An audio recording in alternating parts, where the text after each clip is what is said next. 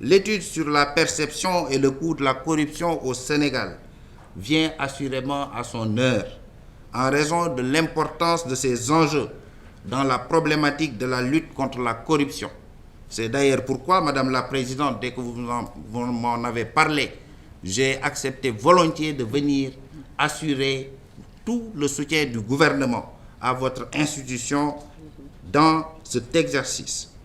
En effet, la corruption, phénomène universel et complexe, constitue aujourd'hui un des principaux facteurs de contre-performance des politiques publiques et l'une des causes de l'aggravation de la pauvreté à travers le monde. Elle empêche aux populations de jouir de leurs droits et libertés au profit d'intérêts particuliers. Et elle constitue en plus une menace pour l'état de droit et la démocratie, puisqu'elle fragilise nos institutions, décourage l'investissement et déstabilise les structures socio-culturelles. C'est pourquoi elle mérite d'être bien comprise dans tous ses aspects pour pouvoir être combattue avec la plus grande efficacité. Cette étude offre donc à notre pays une belle opportunité de mieux cerner le phénomène dans toutes ses dimensions en vue de mettre en place des stratégies efficaces de prévention mais également de lutte. Au demeurant, l'étude s'inscrit dans la dynamique du Forum national sur l'administration publique présidé par le président Macky Sall et dont les principaux objectifs sont l'amélioration de la qualité du service public et le renforcement de la confiance du citoyen en son administration à travers la mise en place d'un nouveau modèle d'administration publique.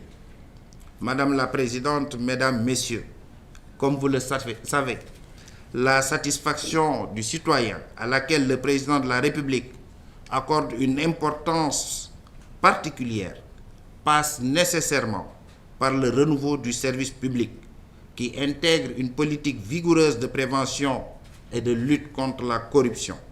Je me réjouis de constater l'élan unitaire des acteurs de la lutte contre la corruption, perceptible à travers l'organisation des ateliers de partage évoqués tantôt par Madame la Présidente de l'OFNAC, élan dont témoigne aujourd'hui la présence ici des différentes parties prenantes que nous reconnaissons. Madame la Présidente, Mesdames, Messieurs les membres de l'OFNAC, Mesdames, Messieurs, je vous exhorte à continuer à travailler de façon solidaire pour la constitution de réseaux forts et le développement d'une approche riche et plurielle, capable d'apporter une riposte efficace au phénomène complexe de la corruption.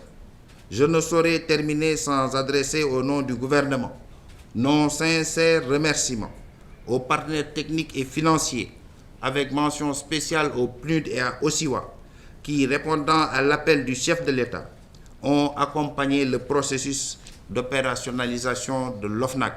Je souhaite plein succès à vos travaux et je vous remercie de votre aimable attention. Merci.